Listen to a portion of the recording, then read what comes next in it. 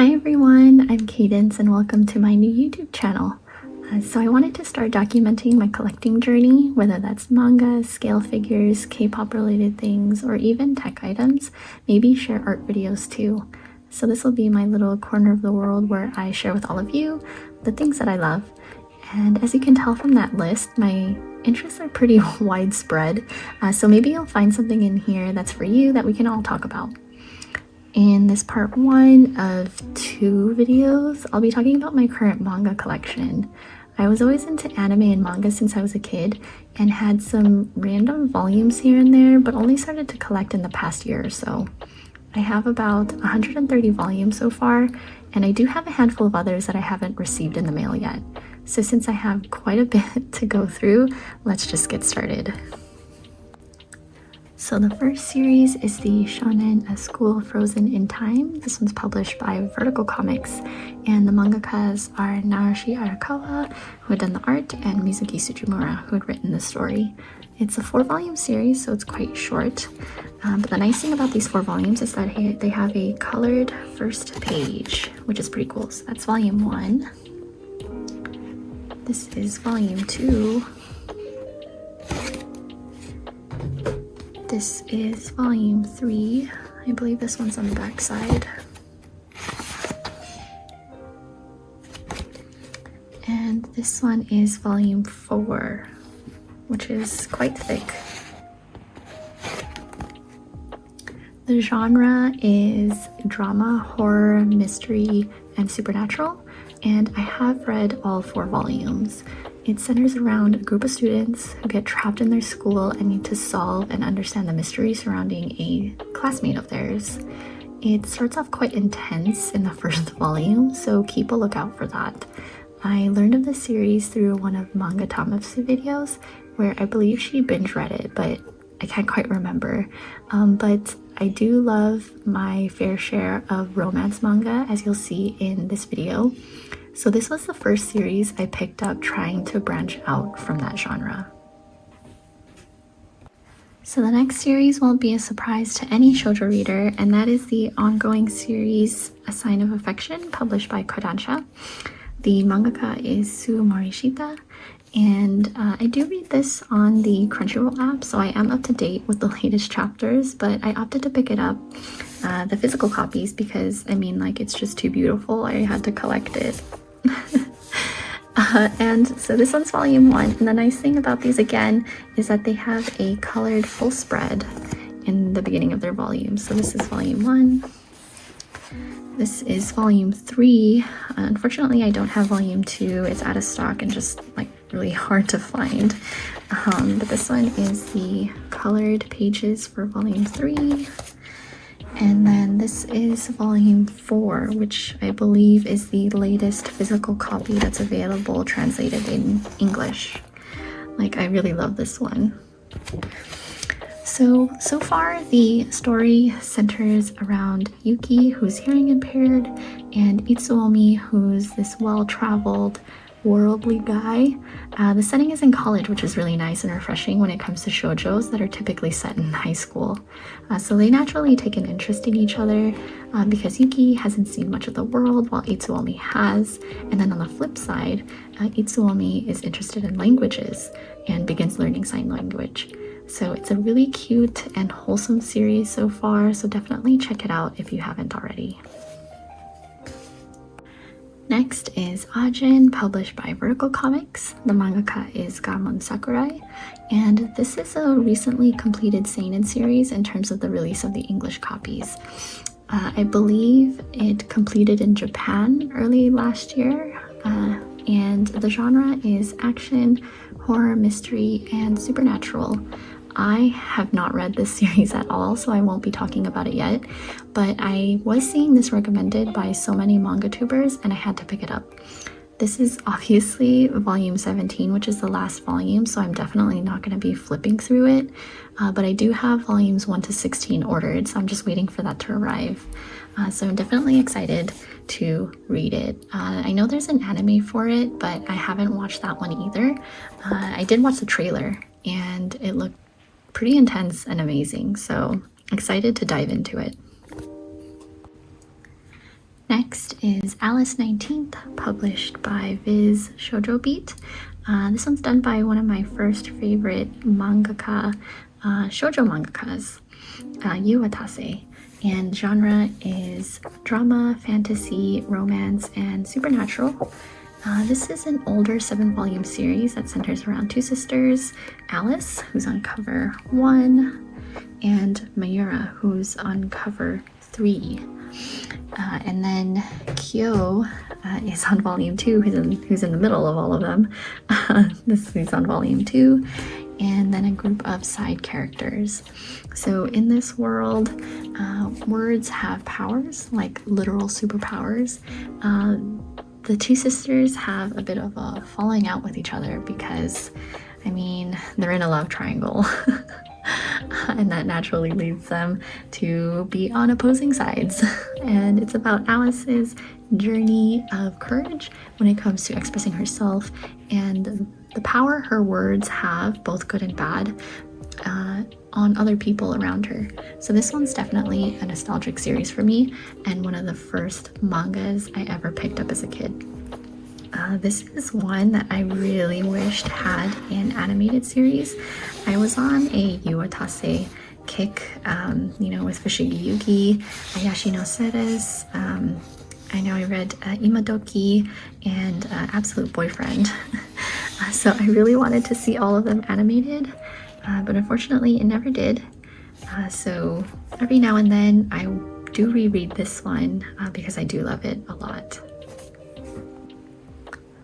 Next is another shoujo, Our Haru Ride, published by Viz Shoujo Beat, and the mangaka is Iyosaki Saka. And I have no concept as to what this one is about, aside from the usual shoujo genres of drama, romance, and slice of life. I haven't watched the anime either, so I won't be talking about this one. Most of you probably already read this or watched it, or maybe even have this series in your own collections, since I know this one's a bit of an older one. I only picked up volumes 1 and then volume 2 just to get a sense of it before I try to collect the remaining 11 volumes. This next one is also not going to be a surprise to the manga community, and it's the shonen series Blue Flag, published by Viz Sig. The mangaka is Kaito, and the genres are romance, slice of life. It centers around these 3 students, Taichi, Toma, and Futaba, and the relationship between each other. I've only read volumes 1, and I'm really trying hard not to get spoiled with the remaining volumes because these are the ones that I do have, which is volume 1, volume 3, volume 7, and volume 8, which is the very last volume. I do have volume 5 ordered, and I believe I should be getting that in the mail today. But, as you can tell, I obviously don't have volumes 2, 4, and 6, and they've been very hard to get my hands on, and I don't believe I'll be able to get them until sometime in February. But when I do, I will reread this volume 1 just so that I can get reacquainted with the series again. But from what I've read in this volume and how it ended, it's pretty amazing. It's another high school setting with a fairly simple plot, but it's also not. Like, the relationships between them are pretty complicated. So I know this is really raved about in the community, and I'm just really eager to find out, what happens between all of them, because I'm pretty sure everyone has read this already. Next is the ongoing seinen series Blue Period, published by Kodansha, and the mangaka is Tsubasa Yamaguchi. The genre is slice of life. So I haven't started this series at all, but decided to pick it up after learning about it when the anime got released. I am waiting for volumes 1 to 3 to come in the mail. Volume 4 I'm about to order, but this is volume 5. But from what I've heard and read, it centers around Yatora, who decides to take art seriously. So it's a series about passion and the choices he makes in investing towards the goal of doing art for a living. So I'm super excited about this one because, as I mentioned in the beginning of my video, I do art and I have been drawing as a hobby for the past few years, and it'll be nice to read something that I can relate to when it comes to the struggles when pursuing a passion. So this is the volume that I own. It's volume 5. Next is Days on Fez. This is published by Yen Press, and the mangaka is Kanato Oka. And I do have volumes 1 to 3. So this is volume 1. Like, this spread looks like so much fun. I love it. And this one is volume 3, or not. This is actually volume 2. And then this one is the actual volume 3. It looks so cool. And so I haven't started reading this one yet, but I hear it's a fun read about going to music festivals, as you can see. So a few years ago, I felt like I was going to so many music festivals and concerts, and it's probably because I did go to a lot. I did have a phase. I was going to so many. So I definitely look forward to reading this, and I believe it's only a 5-volume series with 4 and 5 up for pre-order in the next handful of months. So when those are available, I am definitely going to pick them up to complete my series. Next is the shoujo series Daytime Shooting Star, published by Viz Shoujo Beat. The mangaka is Mika Yamamori, and this one is a completed 12-volume series. I do own all 12 volumes, and I have read them. As you'll see on the covers as I cycle through them, they're super colorful. The art style is amazing. I think this one is my favorite cover, and it's just the colors are super soft, and it centers around Suzume, who's our main character, as she adjusts from the countryside to life in Tokyo and makes some new friends. And alongside that, has some new romantic interests, which is actually these two individuals. So I'm actually pretty partial to one of the characters, Satsuki, who's actually going to be on this volume 10 cover. I really love his character design and just his attitude, but I can also understand why some might be slightly turned off from this series due to the age gap. But as many in the community are reassuring, it's honestly more than that, and I think the series addresses and deals with the age gap in a pretty mature and realistic way. So this is volume 12. It's just so pretty. So definitely recommend reading this and picking it up if you can. I binge read it and I couldn't get enough. Like, I needed another shoujo series to take its place, and I love it. The next manga is the Seinen 5 centimeters per second, published by Vertical. The mangakas are Yukiko Seikei. I don't know if I pronounced that correctly, but they had done the art, and Makoto Shinkai, who had written the story. And this is the omnibus version of the 2 volumes in one. And I have no concept as to what this story is about, besides the concept of longing and distance between childhood friends. I haven't watched the movie either, and when I picked it up, I was in the mood for drama and to find something that would make me cry. And so I thought, this series might do it. So I'm definitely looking forward to checking it out. The next series is Full Metal Panic, published by ADV Manga. The mangakas are Retsu Tateo, who had done the art, and Shoji Gato, who had written the story. The genres are action, comedy, mecha, romance. And the series is complete at 9 volumes, but is out of print because the original publishing company doesn't exist anymore, and I don't believe it was picked up by anyone else. At the time, I was missing volumes in my collection from when I was younger, and it was really difficult to fill in the gaps. So I opted to buy secondhand volumes 1 to 9. So I actually have duplicates of this series. I know there are light novels out there and a collector's omnibus edition of the novels, but in terms of the FMP manga and the anime series, I really love all of them. So it centers around the two main characters, Kaname and Sosuke, and the world surrounding whispered people. And the wizard people are these, they're really knowledgeable in certain technologies and sought after by terrorist groups. However, this series is so multifaceted. I mean, as you can see, like, because there are serious aspects to it, but it has a lot of slice of life woven in, because it's set in Kaname's high school.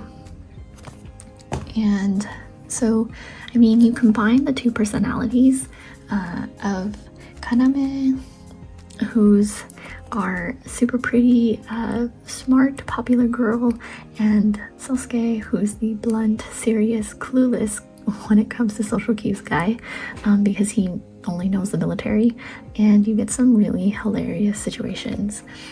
The other series, FMP Fumofu, has more slice of life and comedy at center stage, and is one of my top favorite animes that I can watch over and over and over again and still laugh. So definitely recommend that you check out this series if you can.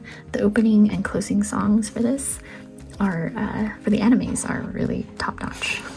So I think I'm gonna skip this first colored page because I think there's a bath scene, but it's just, it's so funny. The next series is another Yuwatase classic, and that's the shoujo Fushigi Yugi, published by Viz Shoujo Beat. The genres, if you didn't know, they're adventure, drama, fantasy, and romance.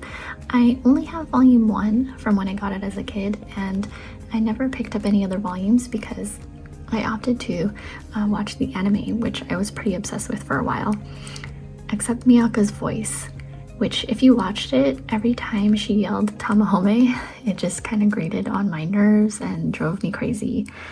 She does say it a lot, so you can imagine.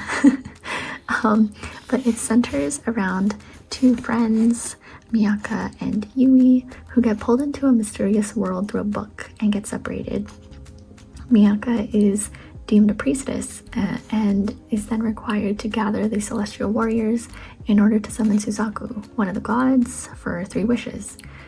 It's a fun adventure, meeting all the warriors and their personalities as Miyaka seeks out all those individuals and tries to reunite with Yui. So like I said, I only have volume 1 and I keep it in my collection as a nostalgia item because I had gotten it very long ago, so I actually never finished reading the manga series itself. So yeah, that's Fushigi Yugi. Next is Grand Blue Dreaming. This one's published by Kodansha, and the mangakas are Kimitake Yoshioka, who does the art, and Kenji Inoue, who writes the story. This is an ongoing series. I do have volume 1, volume 2, volume 3. The characters are so expressive. Volume 4. This cover is really pretty. Volume 5. And then jumping to volume 9. And then the last volume that I own currently is volume 10. So unfortunately, I'm still missing volume 6 to 8 because the package that those volumes were in was stolen. So I'm waiting for my replacement copies. But the genres are comedy and slice of life. I actually just finished reading volume 3 and definitely have some laughs along the way. It centers around Iori, who moved in with his uncle as he starts his first year of college. His uncle owns a diving shop, and it's hilarious seeing how Iori gets himself settled in his new living situation. while witnessing the utter chaos that ensues with the diving club. I mean,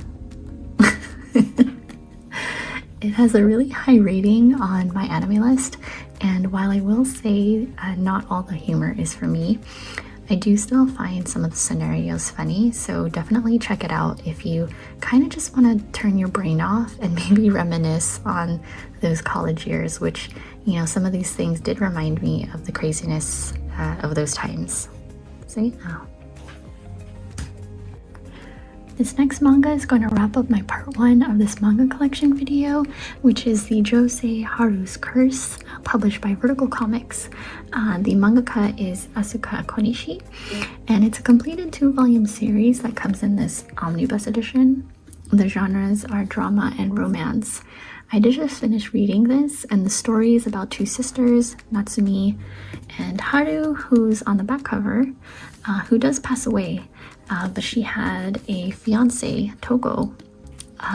It's a complicated relationship that I was kind of on the fence about picking up, but after seeing it in so many people's collections, I really wanted to see, and I was genuinely curious how the mangaka was going to portray the characters tackling and addressing the big elephant in the room, and how they deal with the haunting idea of what Haru might think of the whole situation between the two. If she were still alive. So it's a short, quick read. It was really interesting and engaging. So I definitely suggest that you check it out. It doesn't take a lot of investment, so that you can see for yourself how their story plays out. So this is the end of my part 1 of 2 videos I'll be posting. This is kind of the halfway point of my total collection so far, which is pretty perfect. So I hope you enjoyed hanging out with me while I chatted away. If after watching this video you have any recommendations for me, let me know in the comment section, or also let me know if you've checked out any of these series that I've talked about and which ones are your favorites. I'd really love to know. So I'll catch you in my next video. Take care.